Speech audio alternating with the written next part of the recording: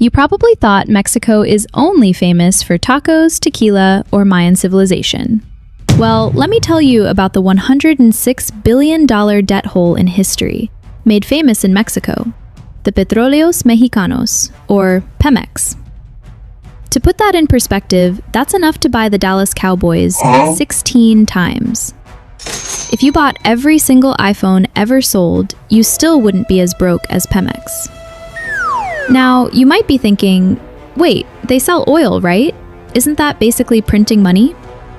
Yes, usually. If you're Saudi Aramco, you're basically Scrooge McDuck diving into a vault of gold. It's not a liquid! But if you're PEMEX, you're a rich kid who owns the only lemonade stand in town, but somehow you're spending $10 on sugar for every $1 you make in sales. Why? Because for the last decade, PEMEX wasn't being run like a business. It was being run like a $10 million ATM for global corporations and Harvard-educated golden boys. This dude, Emilio Lozoya, aristocrat who promised to turn Mexico's state-owned dinosaur into a global titan.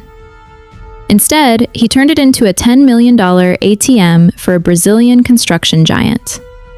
You heard it right. You heard it right. What does Mexico gotta do for Brazil? Scandal! I'm sorry. Scandal! The DOJ just dropped the hammer on a decade-long bribery web involving the world's biggest oil traders. We're talking about secret Swiss bank accounts, briefcases of cash, and a literal eye of fire in the middle of the ocean. Now, grab your coffee. Hey, does anybody want coffee? Here is the biggest piggy bank in financial history. How do we get here? Well, you have to understand what PEMEX is to Mexico. In the US, Exxon is just a company. In Mexico, PEMEX is a religion. For decades, PEMEX provided nearly 18% to 30% of the entire Mexican government's budget. If Mexico needed a hospital, PEMEX paid. If they needed a highway, PEMEX paid. It was the sovereign piggy bank. Hey Pemex, I need to lucir bien for the elección. Can you lower gas prices and also give me $5 billion for a tren? But señor, we haven't fixed the tuberia in 20 años. The oil is literally goteanado into the dirt. So does the dirt botar? No, give me the dinero. This created a resource curse. Because the government was so dependent on PEMEX cash, they never forced the company to be efficient. Just plainly means you have a job that pays you $1 million a year, but your girlfriend takes $999,000 of it every December. You wouldn't have any money left to buy a new laptop or a car. When you have honey, yes! But you won't have money, no! You'd just be stuck. By 2012, PEMEX was stuck, and that's when the vultures smelled blood. These are the vultures, Vitor and Gunvor. These aren't your typical tech bros. These are commodity traders. They are the invisible giants of the world. They move oil from point A to point B. They are the middlemen. Sorry again! They are the middlemen. And in the world of the oil matchmaker, the one who wins is the one who can convince the guy in charge to sign the contract. You know, same like matchmaking for marriage. How do you bribe a government official without going to jail?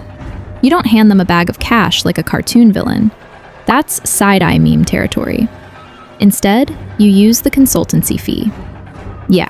My job is real. My client is real, and my impact on corporate America is real. Then why can't you tell us what you do? Because I don't know what I do. Here's how the DOJ, the US Department of Justice, says it worked.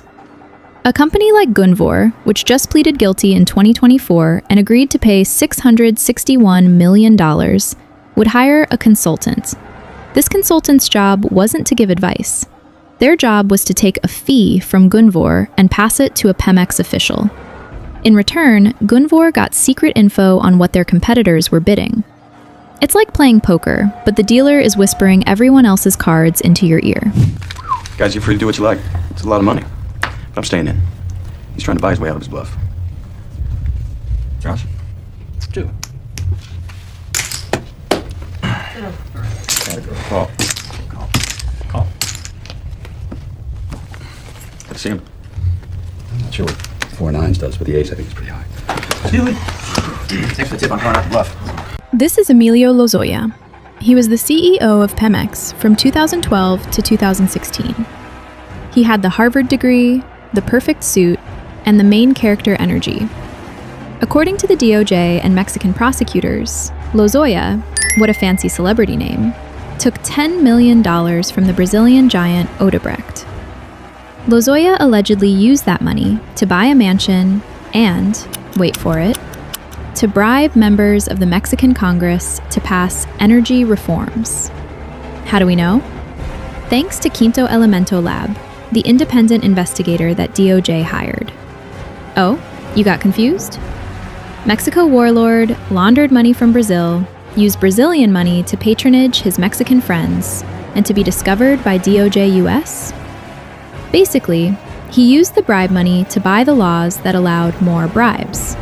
It's bribeception, not dream within dreams. It's klepto within cronies.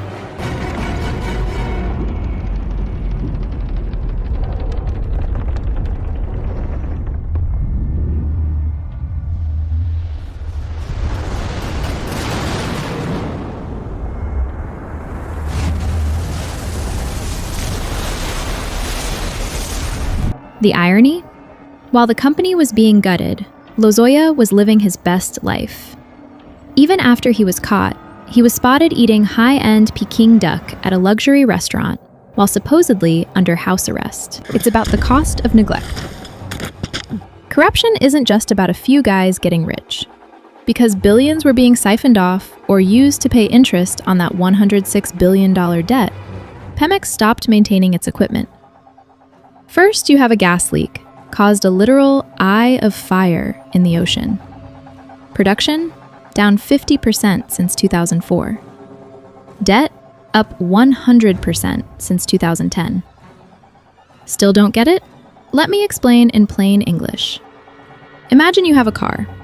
Instead of changing the oil or fixing the brakes, you spend all your money on a fancy stereo and gold rims. Eventually, the engine explodes while you're driving 80 on the highway. PEMEX is that car, and the Mexican taxpayers are the passengers. Mexico is the 12th largest oil producer, yet they have to import 70% of their gasoline from the US because their own refineries are broken. Basically, that's like owning a cow, but having to buy milk from the neighbor because you forgot how to use a bucket. Pathetic, isn't it? You think they will get away? Nah. US DOJ finally stepped in. Why? If you don't get into US Bank, it's probably could have gone under the radar. But because these companies used US banks to move the bribe money, and the DOJ does not like it when you use their banks for your consultancy fees. Finally, in 2024, Vitol paid $135 million to settle. Gunvor just hit with a $661 million fine. Trafigura, also caught in the crosshairs. The golden era of bribing state-owned oil